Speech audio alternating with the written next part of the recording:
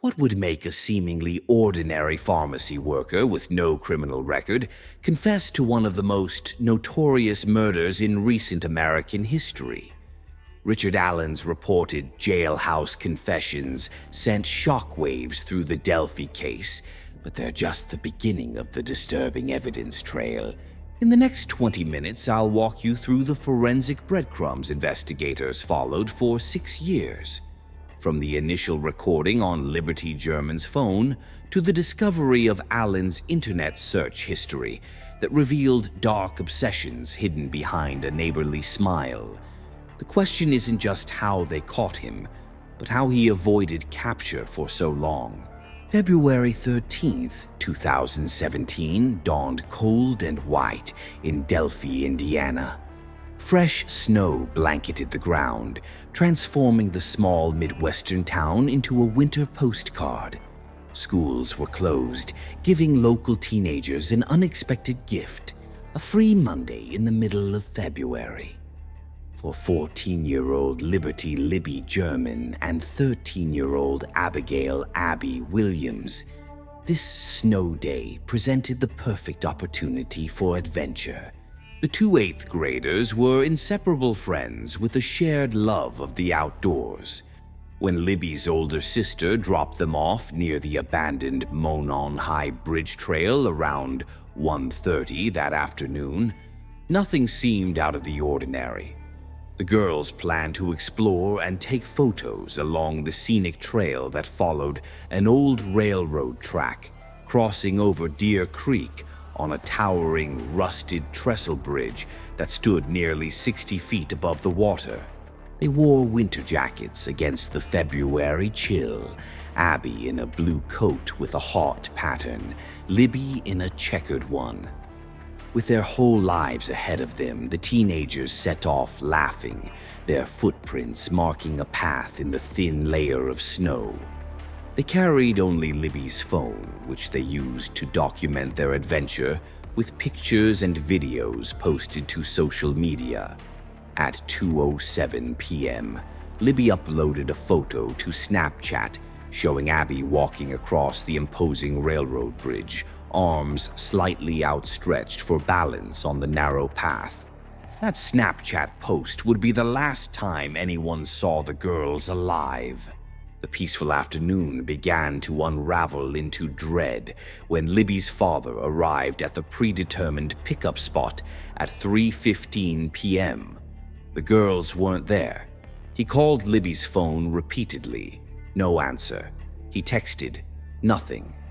Initially, he thought perhaps they had lost track of time, caught up in their adventure.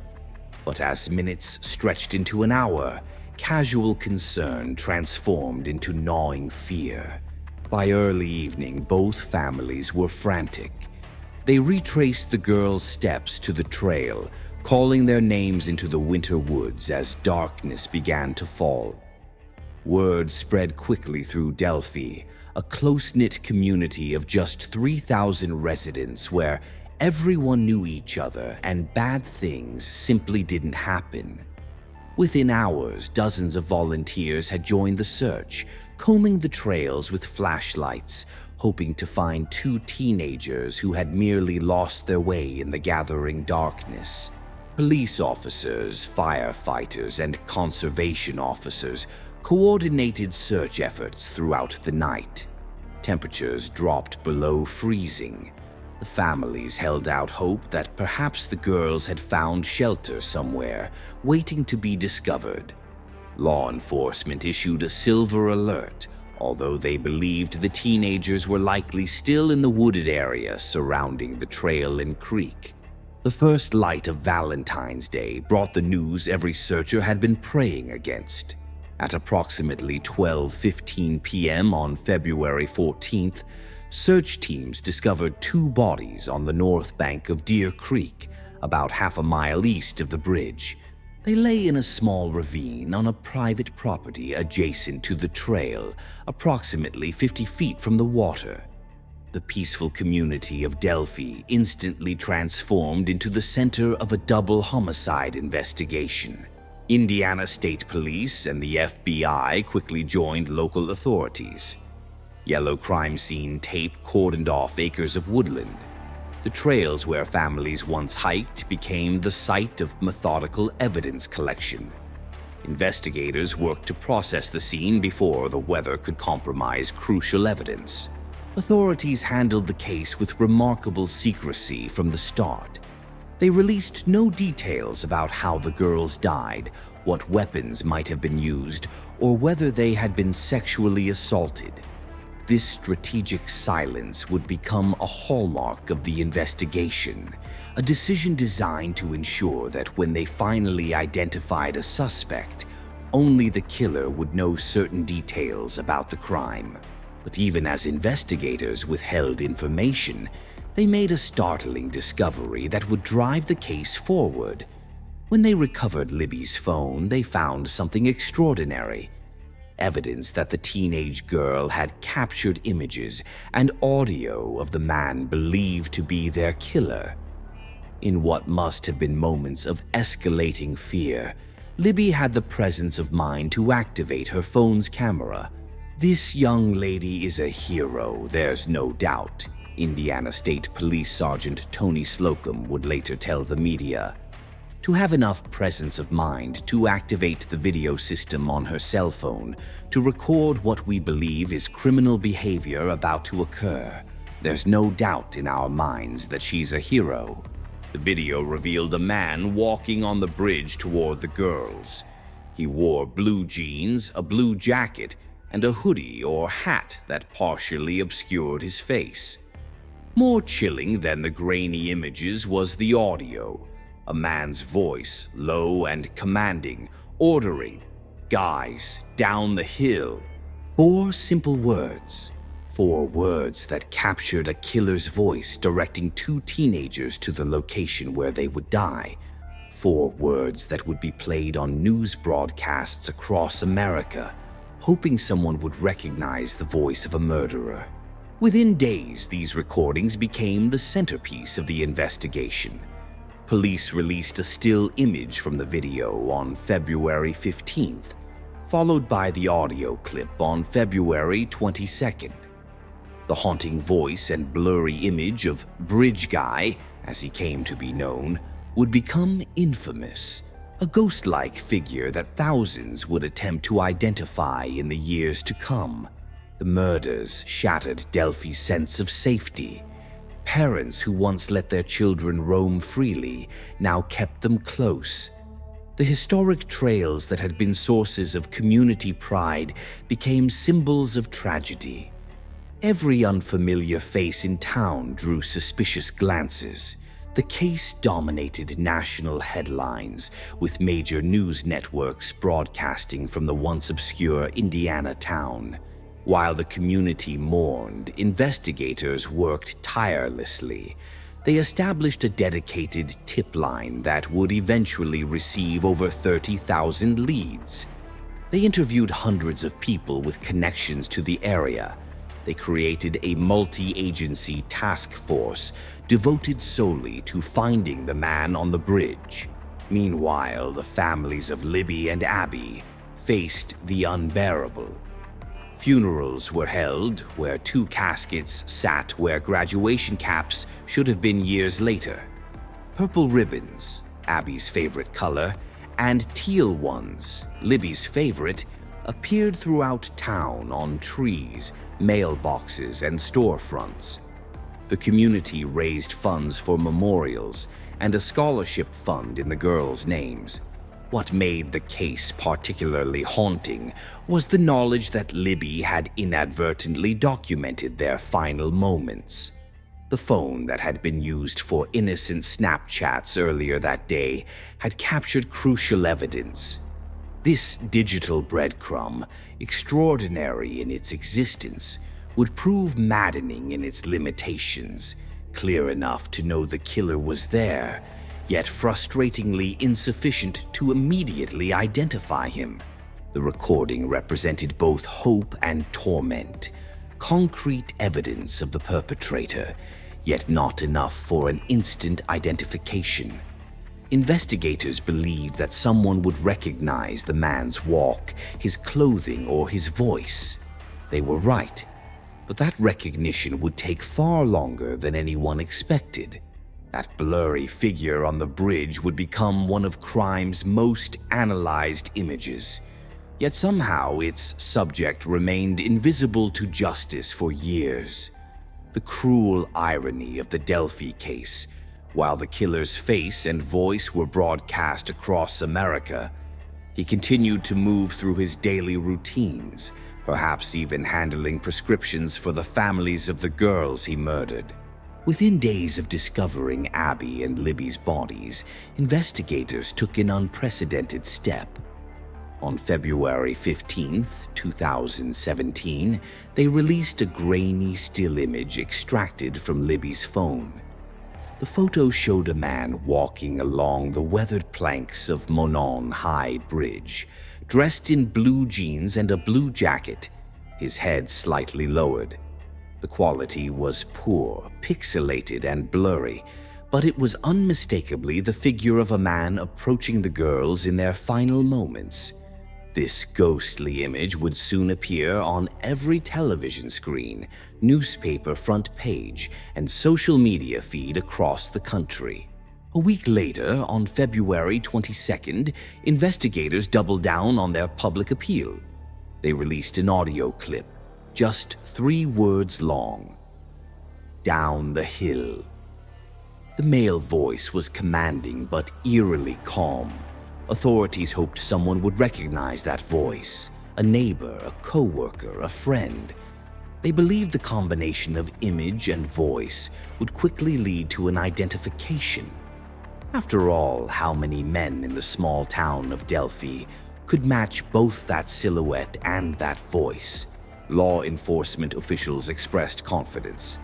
They had what seemed like solid evidence, a killer captured in both sight and sound. Yet days turned into weeks, and weeks into months, with no arrest. The man on the bridge became known simply as Bridge Guy, or BG, among followers of the case. His pixelated image haunted the community, a faceless threat who might be anywhere, perhaps standing behind someone in line at the grocery store, or filling their prescription at the pharmacy counter. Tips flooded in by the thousands. Men across Indiana and beyond found themselves under suspicion because they owned blue jackets or had a similar gait. Some were reported multiple times by concerned citizens who thought they recognized something in the walk or build of the bridge figure. Each potential suspect had to be investigated, each possibility pursued and eliminated. The sheer volume of information threatened to overwhelm the investigation. As months passed without an arrest, frustration grew. How could someone captured on video remain unidentified? The answer partly lay in the quality of the evidence itself. The image was taken from a distance on a teenager's phone, in motion. The audio clip was brief, just 3 words that could be analyzed for accent and tone, but offered little else in distinctive qualities.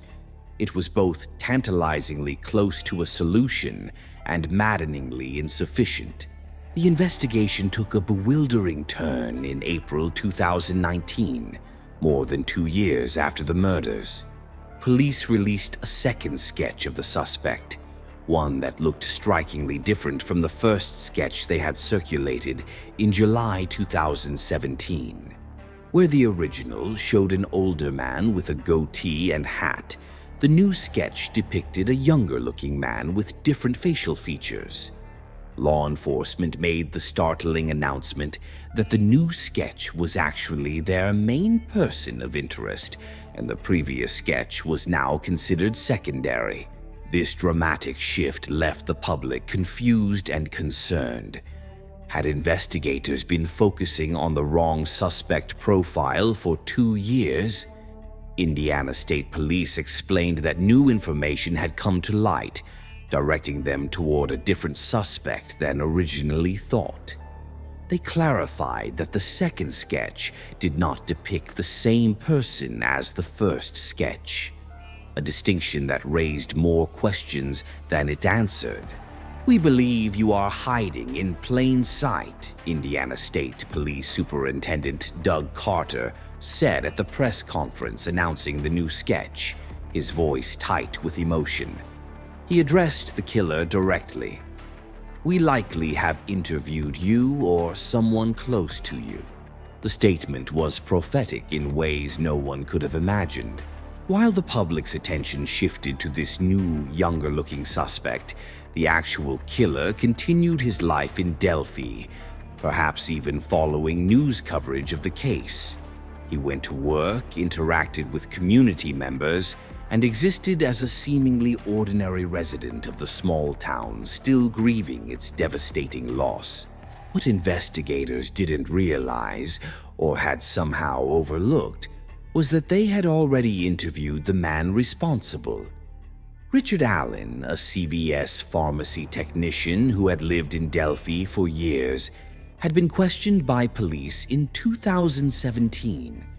During that interview, Allen had freely acknowledged being on the Monon High Bridge trail the day Abby and Libby went missing. Yet somehow, this critical admission didn't raise immediate red flags. The awful truth would later emerge. Allen had admitted his presence at the very scene of the crime, on the very day it occurred, yet his name was mislabeled on a lead sheet. This clerical error caused his connection to the case to be overlooked for 5 critical years. While forensic experts pored over every pixel of the Bridge Guy video and audio analysts dissected every nuance of Down the Hill, the man responsible was filling prescriptions at the local pharmacy. The 5-year gap between the murders and Allen's eventual arrest in 2022 represents one of the most frustrating aspects of the case. How many times did grieving family members interact with him at the CVS counter? How many community members scrutinized the Bridge Guy image, never connecting it to the pharmacy technician who served them regularly? How many investigators passed right by the man they were looking for? The investigation's twists and turns with the release of different sketches pointing in seemingly opposite directions only added to the confusion. While authorities were publicly pivoting to a younger suspect profile with the 2019 sketch, the actual killer, who better resembled the original 2017 sketch, continued living in plain sight, perhaps even feeling a false sense of security as the investigation appeared to move away from his description. The delay in identifying Allen stands as a sobering reminder of how challenging investigations can be, even with seemingly solid evidence in hand. A video, an audio recording, and a direct admission of being at the scene somehow failed to connect, allowing a killer to remain free in the very community he had traumatized. While investigators chased countless leads across the country, the answer to their 5-year manhunt was buried in their own files. A killer's admission, written down but forgotten, sat in plain sight, much like the man himself, hidden by nothing more than a simple clerical error that nearly granted him permanent freedom. By 2022, the Delphi investigation had become a sprawling labyrinth of information. Over 30,000 tips from across the nation had flooded into the small Indiana State Police office, creating a daunting challenge for investigators. Each tip needed to be logged, categorized, and either pursued or dismissed, a monumental task for a department with limited resources. The sheer volume represented both hope and hindrance. Somewhere in that mountain of paperwork likely lay the answer, but finding it resembled the proverbial needle in a haystack. The case had grown so unwieldy that investigators relied heavily on civilian volunteers to help manage the information. These dedicated community members, many personally affected by the tragedy that had shaken their town, worked tirelessly behind the scenes to sort through thousands of witness statements, anonymous tips, and potential leads. They became the unsung heroes of an investigation that seemed perpetually on the verge of breaking wide open, yet somehow remained frustratingly stalled. Despite having evidence that should have led to an arrest, the bridge video, the audio recording, and multiple witness statements, the investigation had reached a puzzling impasse. Law enforcement officials found themselves returning to the same dead ends time and again. The killer seemed to possess an almost supernatural ability to evade identification. Though his image and voice had been broadcast on national television countless times since 2017, what no one realized was that the most critical piece of information in the entire case had already been collected during the early days of the investigation. When Richard Allen first spoke with police in 2017, he made a statement that should have immediately placed him at the center of their inquiry. He volunteered without prompting that he had been on the Monon High Bridge on the afternoon Abby and Libby disappeared, placing himself directly at the crime scene during the critical time window. This wasn't a minor detail buried among thousands of similar statements. It was extraordinary, a potential suspect openly acknowledging his presence at the exact location where the killer had been captured on video. Yet somehow, this crucial interview became nothing more than one more sheet of paper in an ever-growing case file. The fatal clerical error occurred when Allen's statement was misfiled. Rather than being categorized as a high-priority lead, someone who admitted to being on the bridge during the narrow time frame of the murders, his interview was incorrectly labeled and effectively buried among thousands of less significant tips. This bureaucratic mistake allowed Allen to continue his ordinary life in Delphi, working at the local CVS, greeting customers, and living just miles from the families whose lives he had shattered. For 5 years, Allen existed in a strange dual reality. To his neighbors and co-workers, he was simply the quiet pharmacy tech who processed their prescriptions. To himself, he was a man carrying an unimaginable secret. All the while, his name silently resided in police records, an answer hiding in plain sight, waiting to be discovered. The breakthrough came through nothing more than chance and diligence. In fall 2022, a volunteer clerk was methodically working through old tip sheets, organizing and digitalizing information that had been collected years earlier. This unsung hero was performing the kind of tedious administrative work that rarely makes headlines but forms the backbone of any long-term investigation. As they reviewed the documents, something caught their attention. A statement from a man named Richard Allen, who claimed to have been on the bridge that day. The volunteer immediately recognized the significance of what they had found. This wasn't just another tip. It was potentially the key that could unlock the entire case. After 5 years of dead ends and false starts, the name of a man who placed himself at the crime scene had been sitting in their files all along, overlooked due to a simple filing error. The volunteer didn't hesitate. They immediately brought the document to investigators, who quickly began piecing together the implications. The Richard Allen, who had volunteered this information in 2017, was still living in Delphi. He matched the general description of the bridge figure, and most importantly, he had admitted to being precisely where the killer had been photographed on the day of the murders. Events moved with surprising speed after this discovery. On October 13, 2022, investigators arranged an interview with Allen. The conversation likely began routinely enough, a follow-up to his previous statement. But the dynamics had fundamentally changed.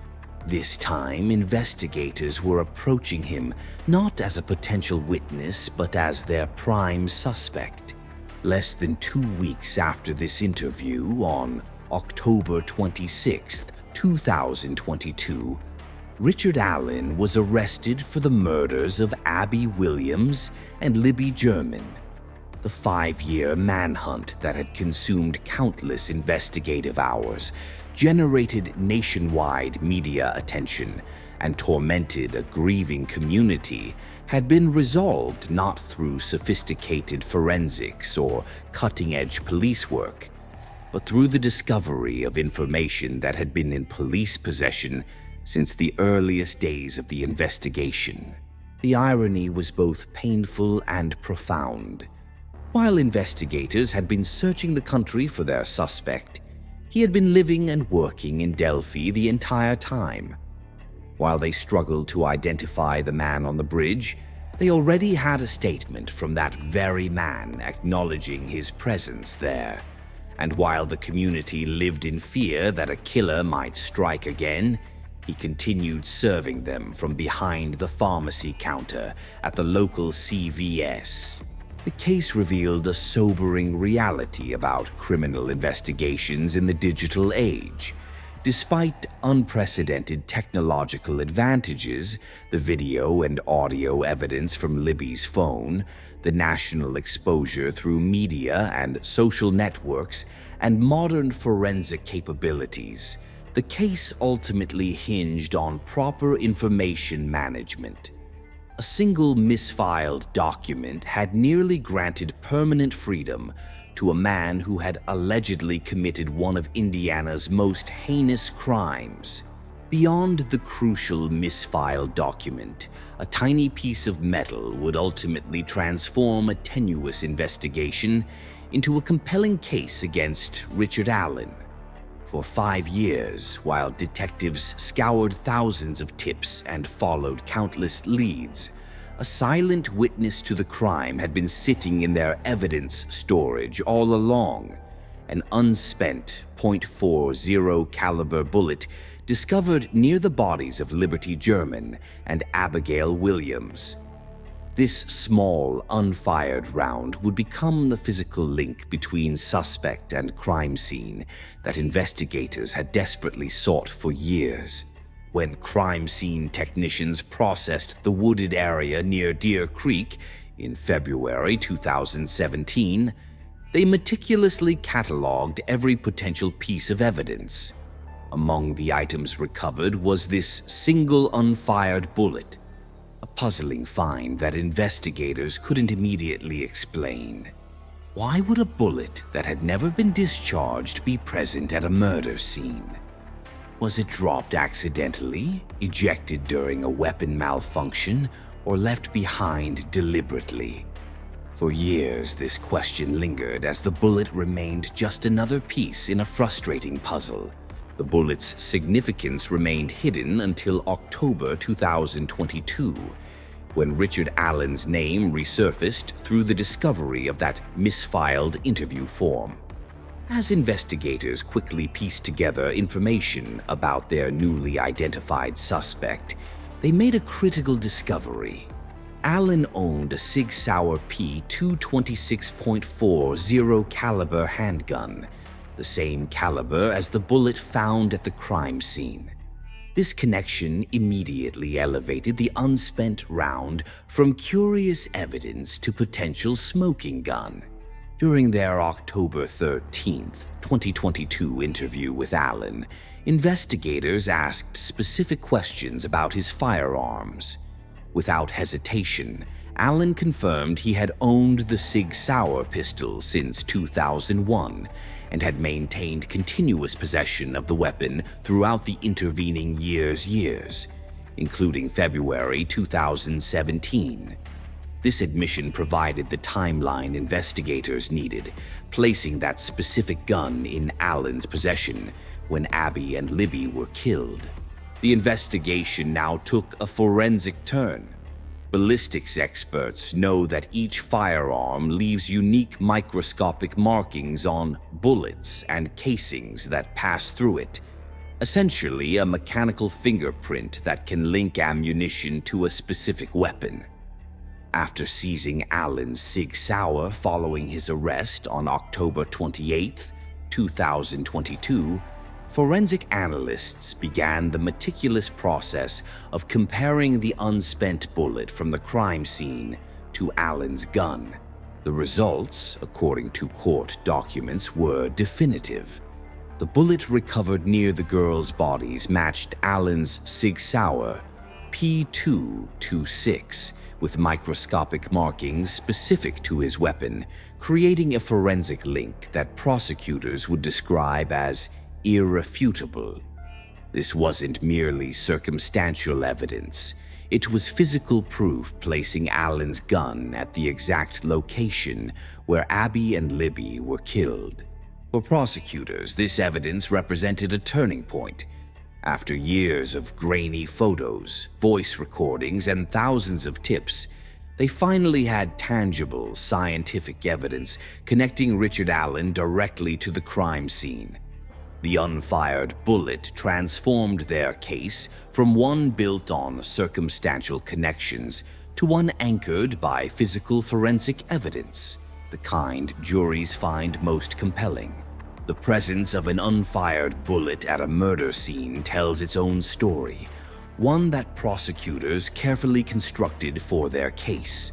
In violent confrontations involving firearms, unfired rounds can be ejected for various reasons. A struggle might cause a gun to malfunction or eject a live round. The perpetrator might have chambered a bullet that was never fired, or simply dropped ammunition during a moment of panic or haste. Whatever the specific scenario, the bullet's presence at the scene created a direct connection between Allen's firearm and the location where Abby and Libby lost their lives. Allen's defense team immediately recognized the danger this evidence posed to their client.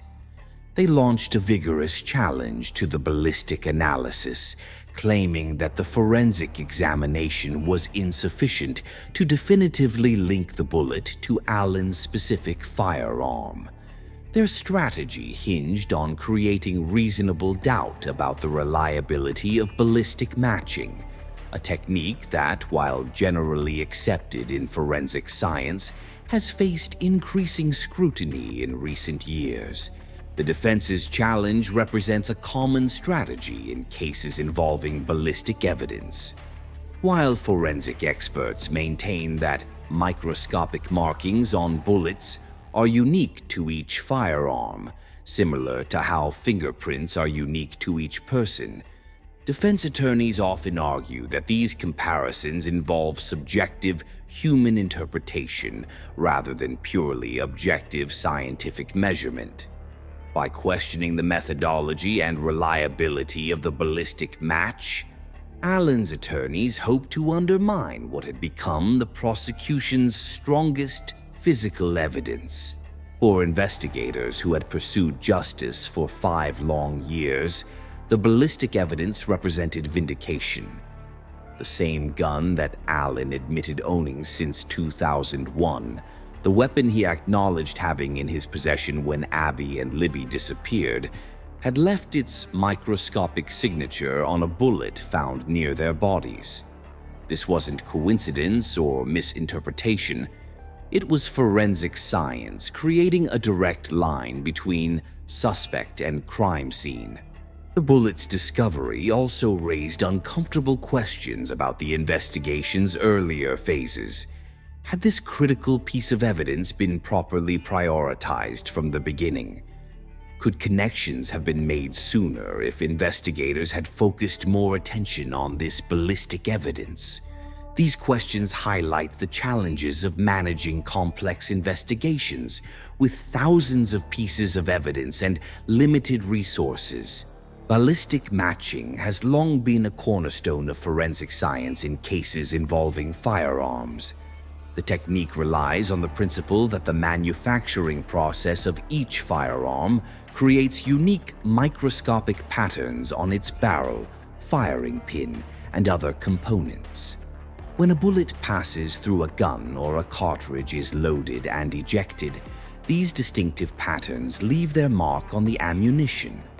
Forensic experts use comparison microscopes to analyze these markings, looking for matching patterns that can link bullets or casings to specific firearms with high confidence. In Allen's case, this scientific process created the physical connection that had eluded investigators for years. While the defense would continue to challenge the reliability of this match, the prosecution maintained that the science was sound and the connection undeniable.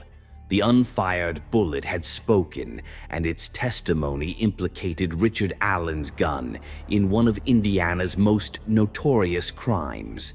The ballistic evidence also explained why investigators moved so quickly after rediscovering Allen's name in October 2022.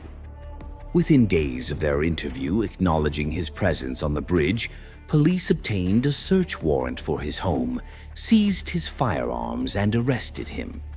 The rapid sequence suggests investigators immediately recognized the potential significance of connecting Allen's gun to the unfired bullet they'd had in evidence for years. While the unfired bullet connected Allen's gun to the crime scene, his computer would reveal the dark workings of his mind. Behind the screen of his personal devices, Richard Allen had been leaving digital breadcrumbs that would expose obsessions far more disturbing than anyone in small-town Delphi could have imagined. When investigators seized Allen's digital devices after his arrest, they expected to find evidence. What they discovered instead was a window into a troubled mind, seemingly fixated on violence, kidnapping, and, most tellingly, the very murders he claimed to know nothing about. The digital forensics team meticulously combed through months of search history, reconstructing the online activities of a man who, by all outward appearances, had lived an unremarkable life as a pharmacy technician. Spring 2022 marked a particularly dark period in Allen's online behavior. On April 17th, his search history revealed a deeply concerning query. Should I die now? This single search raised immediate red flags for investigators and forensic psychologists alike. Was this the contemplation of a man wrestling with guilt, or merely the expression of someone battling depression unrelated to any crime? Either way, it painted a picture of significant psychological distress just months before his arrest. As investigators dug deeper into Allen's digital life, they uncovered a disturbing pattern. Throughout the spring and summer months of 2022, his searches revealed an unusual preoccupation with disturbing content. Multiple times he had typed queries like deeply disturbing and terrifying movies and the most up thing to watch on Netflix. While many people occasionally watch thriller or horror films, the persistence and specific wording of these searches struck investigators as unusually focused on extreme content. The digital trail grew even more concerning as autumn approached. Just weeks before investigators would bring him in for questioning, on October 2nd, 2022, Allen searched for 65-plus best kidnapping and hostages movies ever made, followed by Man Held Hostage by Teen. The specificity of these searches, particularly the latter query involving teens as captors, raised alarm bells for the prosecution team. Why would a seemingly ordinary pharmacy worker harbor such specific interests in kidnapping scenarios involving younger people? His digital footprint also revealed a broader interest in violent incidents beyond Delphi, Search records showed Allen had sought information about the Texas elementary school shooting, suggesting what prosecutors would later characterize as a pattern of fascination with violent crimes. Forensic psychologists brought in to analyze these search patterns noted that such fixations often indicate deeper psychological issues, potentially including guilt, obsession, or other troubling mental states. But the most damning evidence came from Allen's searches about the case itself. In the first week of August 2022 alone, he searched for Delphi murders 5 separate times. This wasn't casual interest, it was a repeated, intentional return to information about the very crimes he would later be accused of committing. For investigators who had seen similar patterns in other cases, this behavior fit a disturbing profile. Killers often monitor news and information about their own crimes, sometimes out of a psychological need to revisit their actions or to keep tabs on the investigation. Perhaps most telling was the timing of his final search related to the case. On October 5th, 2022, Allen once again typed Delphi murders into his search engine, just days before his final interview with police on October 13th. Investigators noted the significance of this timing. Why would someone unconnected to the crimes suddenly search for information about them so close to being questioned? For prosecutors, this represented not just curiosity, but consciousness of guilt. A man preparing himself for questioning about crimes he had committed. Digital forensics experts explained to investigators that such search patterns often reveal what people try hardest to hide. While physical evidence can sometimes be cleaned or disposed of, digital footprints are remarkably persistent. Even deleted searches can often be recovered, and the pattern of a person's online behavior can reveal obsessions and interests they would never admit to in public. The prosecutors building the case against Allen viewed these searches as a revealing glimpse into his psychological state. Unlike the physical evidence, the unfired bullet that linked his gun to the scene, these digital breadcrumbs mapped the contours of his mind. They argued that these weren't the searches of an innocent man with a passing interest in a local crime story, but rather the compulsive behavior of someone unable to stop returning to his own actions. Forensic psychologists consulted on the case offered their interpretation of these search patterns. They explained that perpetrators of violent crimes often experience a psychological pull toward information about their actions. This isn't necessarily brazen or reckless behavior. It can be an unconscious compulsion, a need to process what they've done or to reassure themselves about the status of the investigation. In some cases, it represents a form of psychological revisiting of the crime itself. Allen's defense team would later contest the significance of these searches. They would argue that many people in Delphi had searched for information about the murders. It was, after all, the biggest news story to ever hit the small Indiana town. They would point out that interest in true crime content and disturbing movies is common across America, with millions consuming such content daily without ever committing a violent act. But prosecutors maintained that it wasn't any single search that was damning. It was the pattern and timing taken as a whole. The progression from disturbing entertainment to specific interest in kidnapping, combined with repeated returns to information about the Delphi case, created what they believed was a compelling psychological profile. This wasn't just a man with macabre interests. This was someone with a specific personal fixation on a specific crime. For investigators who had spent years searching for the killer, these digital discoveries represented a crucial component of their case. Physical evidence could place Allen at the scene, but his search history helped explain why, offering potential insights into motivation and state of mind that are often the hardest elements to prove in a murder case. The most haunting evidence in the Delphi case has always been those 4 chilling words captured on Libby's phone. For years, that ghostly command, "Guys, down the hill," echoed through American living rooms as police desperately sought someone who could recognize the voice. It became the auditory signature of an unidentified killer, played repeatedly on news broadcasts across the country in hopes that somewhere someone would hear it and know exactly who had spoken those words.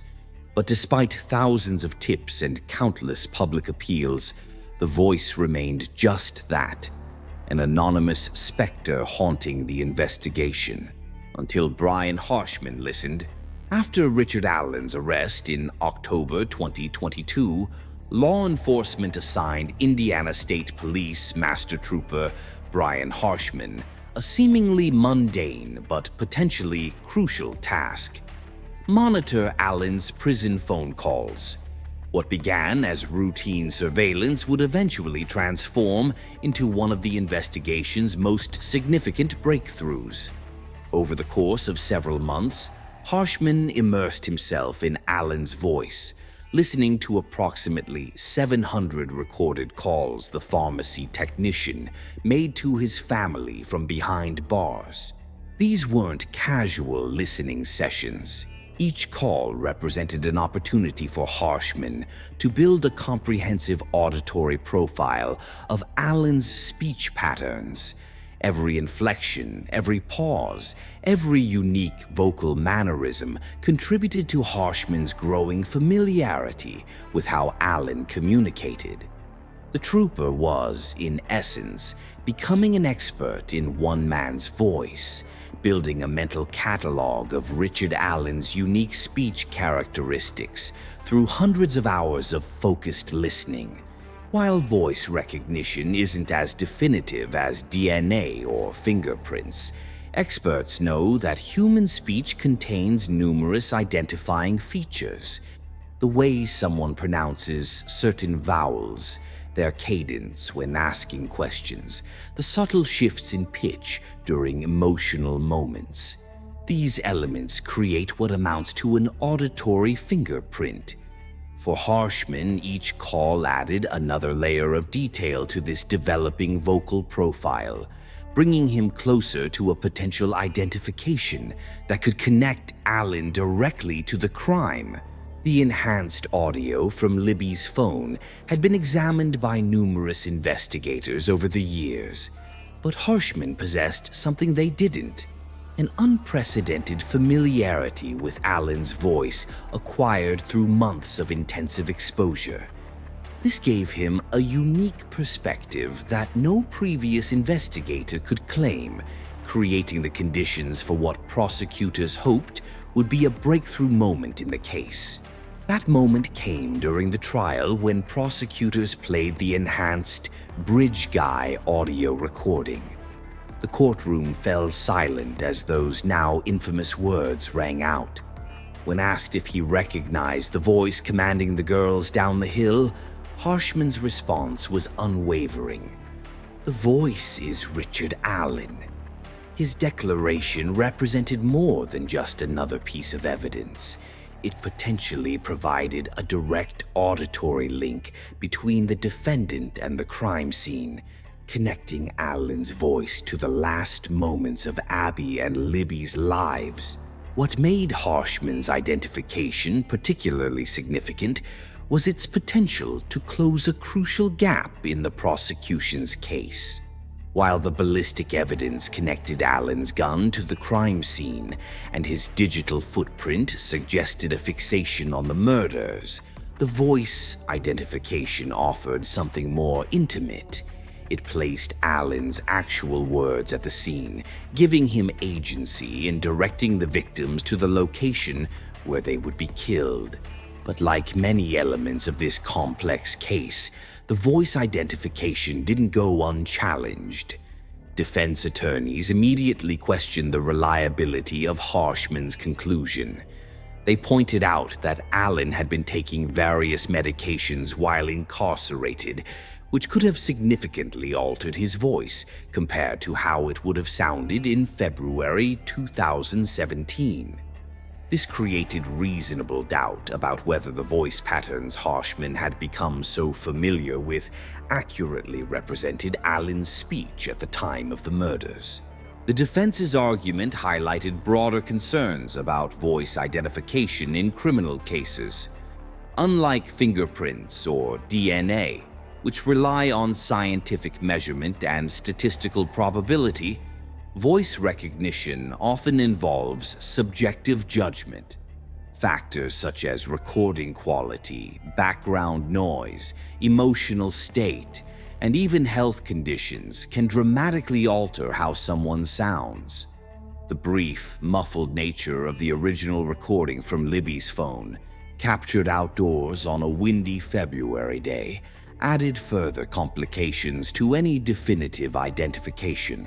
Yet prosecutors maintained that Harshman's extensive exposure to Allen's voice gave his identification unique credibility. Unlike someone who had heard Allen speak only occasionally, Harshman had listened to hundreds of hours of Allen's speech, developing what amounted to an expert-level familiarity with his vocal patterns. This wasn't a casual, "that sounds like him" identification, but rather the conclusion of someone who had methodically studied Allen's voice in numerous contexts and emotional states. The courtroom dynamics during Harshman's testimony revealed just how much weight both sides placed on the voice evidence. Prosecutors treated his identification as a pivotal moment, the auditory equivalent of catching the killer in the act. Defense attorneys, meanwhile, fought vigorously to undermine its reliability, knowing that if jurors accepted Harshman's conclusion, they would be hearing Allen himself directing the girls to their deaths, a devastating connection that would be difficult to overcome. For the families of Abby and Libby, Harshman's testimony represented something else entirely: the possibility that their daughter's final recording had captured not just evidence, but also justice. Libby's quick thinking in recording the encounter had always been described as heroic, but if Harshman's identification proved correct, her actions would have directly contributed to identifying her killer. The voice that had haunted their nightmares for years would finally have a name and face attached to it. The audio evidence in the Delphi case demonstrates the sometimes unexpected ways that modern technology can preserve crucial evidence. In an era where most teenagers carry sophisticated recording devices in their pockets, Libby's split-second decision to document her encounter created what amounts to auditory witness testimony, the victim herself capturing evidence that would eventually help identify her killer. Those 4 words, preserved through digital technology, allowed Libby to testify against her alleged murderer long after her death. As jurors listened to both the original recording and Harshman's identification, they faced a profoundly difficult question. Was the voice commanding "guys down the hill" the same voice they had heard from the defendant throughout the trial? Could they trust Harshman's identification based on prison calls recorded years after the crime? The answer to these questions would determine whether the most haunting piece of evidence in the case, the actual voice of the killer, could be definitively linked to Richard Allen. Those prison recordings that once helped identify Allen's vocal patterns would soon capture something far more unsettling. In the sterile confines of Westville Correctional Facility, a psychological transformation was quietly taking place. one that would send shockwaves through the investigation and leave even those closest to Richard Allen questioning what was real. The conditions of Allen's confinement were harsh by any standard. His defense team described his living situation as equivalent to solitary confinement, a circumstance known to affect even the most stable minds. Cut off from normal human interaction and facing the weight of murder accusations, Allen's mental state began a gradual, troubling decline that prison officials couldn't help but notice. For months after his October 2022 arrest, Allen maintained a consistent position: complete innocence. During initial police questioning, he acknowledged being on the trail that fateful day, but vehemently rejected any involvement in the girls' deaths. This denial remained his unwavering stance through winter and into early spring. Those monitoring his case saw nothing to suggest his position would change. Then April 2023 arrived, bringing with it an unexpected and dramatic shift. During a recorded call with his wife Kathy, Allen uttered 5 words that stunned investigators. "I did it. I killed Abby and Libby." The admission came seemingly out of nowhere, leaving his wife audibly disturbed on the recording. Her response revealed both shock and deep concern. "They've messed you up. Why would you say that?" Rather than backing away from his statement, Allen doubled down with a chilling reply. "Because maybe I did it." The exchange marked the beginning of what would become a pattern of confessions that multiplied over subsequent weeks and months. The confessions weren't limited to conversations with his wife. Allen began making similar admissions to his mother during their calls, his voice carrying the weight of someone grappling with their own actions. In one particularly poignant exchange, he asked if she would still love him despite what he had done, a question that suggests internal conflict about his identity and actions. These admissions raised profound questions about Allen's psychological state. Was this the truth finally emerging after years of denial?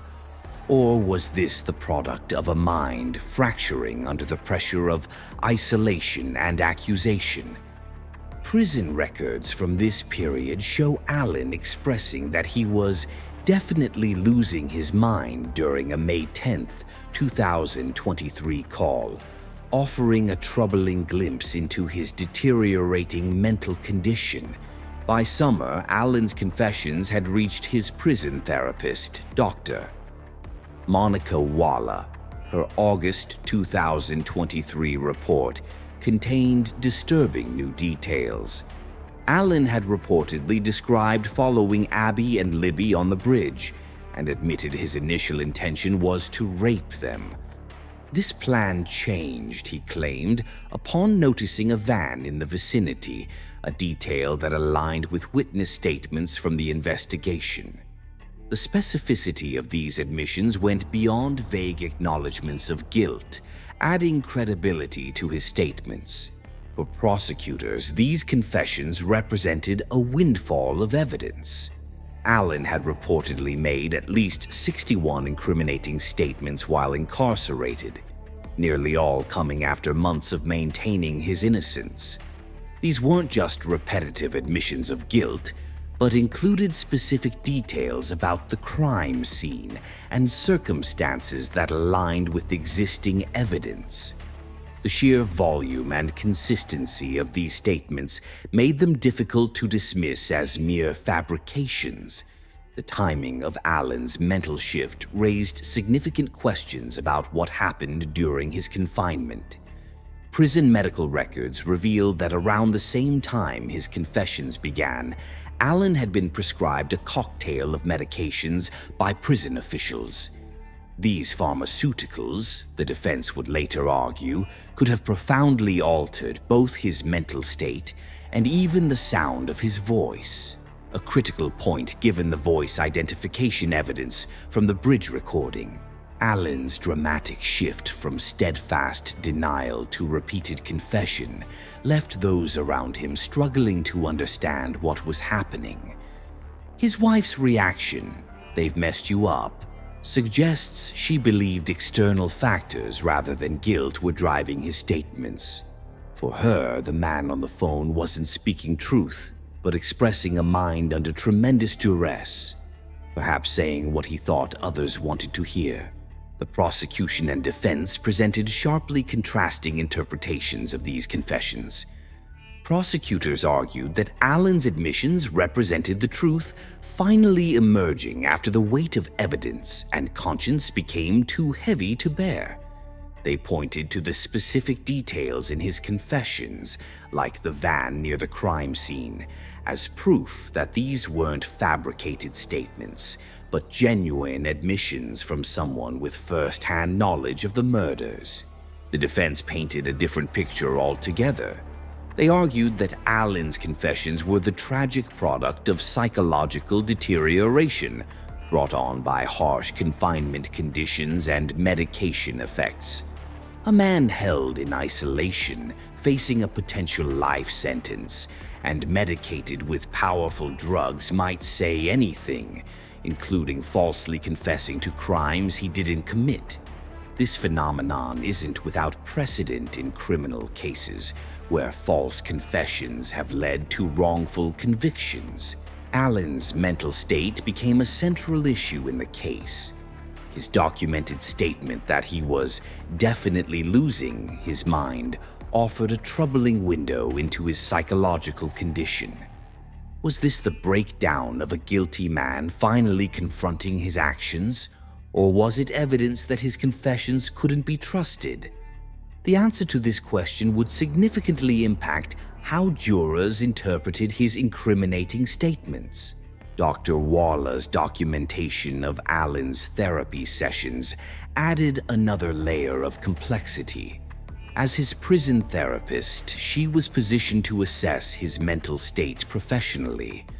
Her notes contained not just Allen's confessions, but observations about his psychological condition during this period. These clinical observations would provide crucial context for understanding Allen's dramatic shift in behavior. The confessions contained an element that particularly interested investigators: Allen's claim about seeing a van near the murder scene. This specific detail matched witness testimony that hadn't been publicly released, suggesting Allen possessed knowledge only the killer would have. For prosecutors, this was compelling evidence that his confessions were genuine rather than the product of a deteriorating mind. Beyond the evidence and legal arguments lies perhaps the most disturbing aspect of this case. Richard Allen wasn't hiding in a cabin in the woods or living as a drifter. The man now facing murder charges was the pharmacy technician who had processed funeral photos for the very girls he's accused of killing. For years after the murders, Allen continued filling prescriptions at the local CVS, exchanging pleasantries with customers who had no idea the man behind the counter might harbor such darkness. Allen's life in Delphi appeared unremarkable by any standard. At 52, he maintained a modest home with his wife, driving to work each day at the pharmacy where townspeople knew him by name. His personnel file contained no disciplinary actions, his criminal record was non-existent, and neighbors never reported concerning behavior from the quiet man who lived among them. In a town where everyone seems to know everyone, Allen was just another familiar face, the kind you might nod to at the grocery store or see at community events without a second thought. The chilling incongruity between Allen's public persona and his alleged crimes became even more pronounced when details emerged about his involvement with the victims' families. In what would become one of the case's most haunting connections, Allen had personally processed and printed funeral photographs for Liberty German and Abigail Williams. Standing behind the counter at CVS, He performed this service for grieving parents who had no idea they were looking into the eyes of the man prosecutors would later charge with murdering their daughters. The families walked away with memorial images produced by hands that may have ended their children's lives just days earlier. This revelation sent shockwaves through Delphi. Co-workers who had spent countless hours alongside Alan struggled to reconcile the quiet pharmacy technician with the accused murderer. "I worked with him," one former colleague told investigators. "We talked about everyday things, the weather, sports, nothing that would ever make you think." Her voice trailed off, unable to complete the thought that her lunch partner might have been capable of such violence. Other neighbors expressed similar disbelief, recounting mundane interactions that suddenly took on sinister overtones in retrospect. What makes the case particularly disturbing is that Alan's life doesn't fit the profile many associate with violent criminals. No trail of escalating troubling behavior preceded the murders. No concerning incidents gave neighbors pause. The man who allegedly committed one of Indiana's most notorious crimes blended seamlessly into small-town life, creating a cognitive dissonance that's difficult for many to process. If someone like Richard Allen, a steady worker with a stable marriage and no criminal history, could harbor such capacity for violence, what does that suggest about our ability to identify dangerous individuals in our communities? Prison assessments following Allen's arrest revealed dimensions of his personality that remained hidden during his years of freedom. Placed on suicide watch shortly after being taken into custody, Allen struggled with significant depression and anxiety as he faced the mounting evidence against him. The mild-mannered pharmacy worker reportedly deteriorated mentally under the harsh glare of incarceration and public scrutiny. Whether this decline represented genuine psychological fragility or the natural response of anyone facing life, imprisonment remains a subject of debate among those following the case. The psychological evaluations conducted in prison offered the first glimpses behind Allen's carefully constructed facade. Dr. Monica Walla's therapy notes documented sessions in which Allen allegedly revealed information that had never before been disclosed to investigators. According to these records, Allen claimed his original intent had been to sexually assault the teenagers, but changed course when he spotted a van nearby. This admission, if accurate, provided the first concrete suggestion of motive in a case that had long puzzled investigators and the public alike.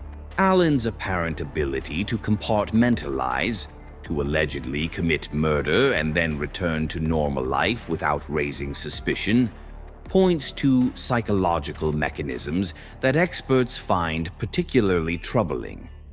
Some individuals can section off traumatic or violent actions in their minds, explains forensic psychologist Dr. Catherine Ramsland.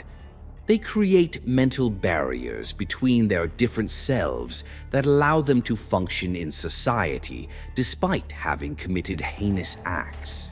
This compartmentalization might explain how Allen could print funeral photos for his alleged victims without displaying visible distress.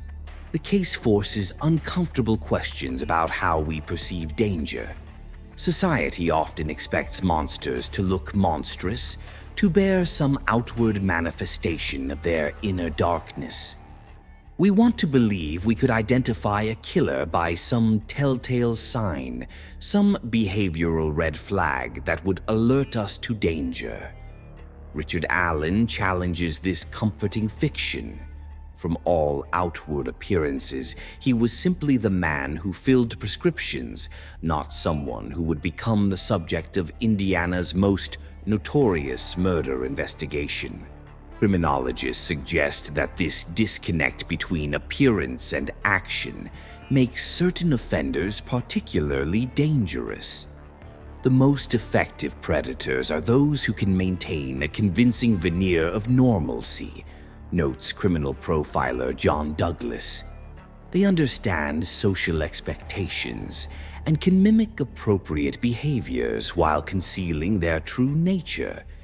If the allegations against Allen proved true, he maintained this deception not just for days or weeks, but for more than 5 years while living in the very community, traumatized by the crimes. Some who knew Allen have searched their memories for missed signals, subtle indicators they might have overlooked. A former customer recalled Allen seemed a little off sometimes, just quiet in a way that made you wonder what he was thinking. But such observations, made in hindsight, highlight our natural tendency to reinterpret past interactions once we have new information. Before his arrest, such qualities might have been described simply as shyness or introversion. The unsettling reality is that Allen's case represents what experts call the hidden predator phenomenon, individuals whose dangerous impulses remain entirely concealed behind a facade of normalcy until circumstances reveal them. Unlike criminals whose behavior escalates through increasingly serious offenses, hidden predators may strike without warning and then return to their ordinary lives, making them particularly difficult to identify before they cause harm. This capacity for deception extends beyond fooling neighbors and co-workers. Allen had even been interviewed by police in the early days of the investigation, admitting he had been on the bridge the day the girls disappeared. Yet nothing in his demeanor or statements raised sufficient concern to make him a priority suspect. His name became just another entry in case files that would sit dormant for years until a volunteer's chance discovery brought him back into focus. The volunteer's discovery that brought Allen into focus wasn't the end of this tragic story. It was merely the beginning of another painful chapter for those seeking justice. What happens when the arrest that should bring relief instead opens a Pandora's box of legal complications? Between Allen's jailhouse confessions and the shocking leak of crime scene photos from his own defense team's office, the road to justice would prove nearly as twisted as the path that led investigators to their suspect. When Richard Allen was taken into custody in October 2022, the families of Abby and Libby felt the first real hope for closure since that fateful February day in 2017. 5 long years had passed since the girls' bodies were discovered near Deer Creek. Now, finally, someone would answer for this horrific crime. The community of Delphi collectively exhaled, believing the nightmare might soon end. But what should have been a straightforward march toward justice instead became a labyrinthine journey through legal complications, unexpected setbacks, and painful delays. The families who had already endured 5 years waiting for an arrest would face another exhausting battle as the case inched through the court system. The initial trial date was ambitiously set for January 2024, but this timeline quickly proved unrealistic. Defense attorneys needed more time to review evidence and prepare their case, pushing proceedings to May 2024. Even this revised schedule wouldn't hold, as further complications forced another postponement to October 2024. Each delay represented not just a change on a calendar, but renewed anguish for families desperate for resolution. The case took its most dramatic turn in October 2023, when crime scene photos from the investigation inexplicably leaked from the defense team's office. This shocking breach of protocol threw the entire legal process into disarray. The leak was eventually traced to Mitchell Westerman, who admitted sharing photographs of evidence with unauthorized individuals, a devastating ethical lapse that threatened to derail the entire case. Judge Francis Gull responded swiftly and decisively to this breach. Defense attorneys Andrew Baldwin and Bradley Rossi were temporarily removed from the case, leaving Allen's legal representation in limbo. This move, while necessary to protect the integrity of the proceedings, created yet another obstacle on the already lengthy path to trial. The defense attorneys fought their removal, arguing they had been unfairly punished for a situation beyond their direct control. Their appeal eventually reached the Indiana Supreme Court, which made the surprising decision in January 2024 to reinstate Baldwin and Rosie as Allen's counsel. This legal back and forth consumed precious months while the victims' families watched helplessly as justice remained in suspension. Throughout these procedural battles, Allen remained in custody at Westville Correctional Facility. His mental state became another complicating factor, as his attorneys claimed the harsh conditions of his confinement were deteriorating his psychological well-being.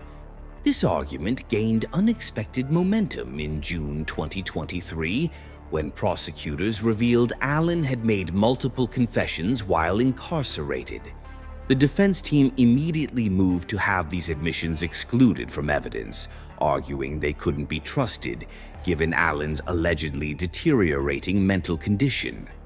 This created a bizarre scenario where prosecutors were presenting confessions, while the defense claimed those same confessions were evidence of their client's compromised state, rather than indicators of guilt.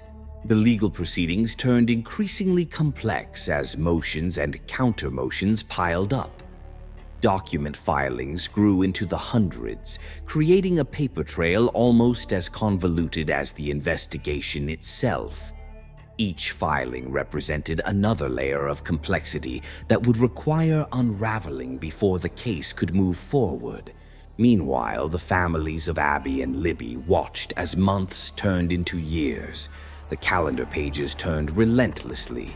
2022 became 2023, and then 2024 loomed with trial dates still uncertain. These weren't just abstract timelines for the families. They represented birthdays, holidays, and anniversaries spent waiting for a resolution that seemed perpetually just beyond reach. The pain of this waiting was perhaps most poignantly captured when Becky Patty, Libby's grandmother, expressed that while the community could eventually move on, the families remained frozen in their grief.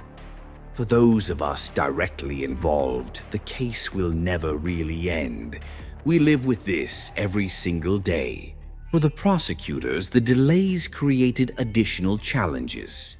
Evidence needed to be preserved, witnesses had to remain available, and public interest, which had helped generate valuable tips early in the investigation, needed to be maintained.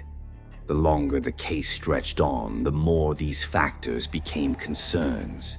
The defense strategy shifted multiple times throughout these delays, first focusing on Allen's treatment in prison, then moving to the controversial Odinist theory, and finally challenging the core physical evidence linking Allen to the crime scene. Each pivot required response from prosecutors and rulings from the court, further extending the timeline. However, despite the seemingly endless complications, the wheels of justice continued turning. In late 2023, after numerous delays and setbacks, the trial that many feared might never happen finally began. The community of Delphi, the victims' families, and observers across the nation watched with bated breath as evidence was finally presented in open court.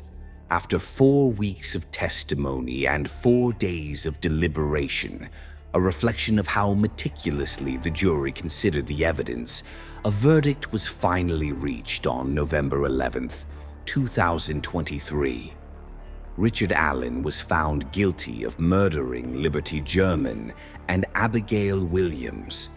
The moment the families had waited nearly 7 years for had finally arrived. In December 2023, Allen received his sentence, 130 years in prison. The length of the sentence reflected the severity of his crimes and ensured he would never again walk free. For many, this represented the final chapter in a tragic story that had consumed the small Indiana town for too long. Yet, even this moment of resolution carried with it the seeds of continued legal battle. Allen's attorneys immediately announced their intention to appeal the conviction, arguing that errors in the trial process warranted overturning the verdict. This appeal ensures that, at least in the legal sense, the Delphi murder case remains active, with final closure still elusive.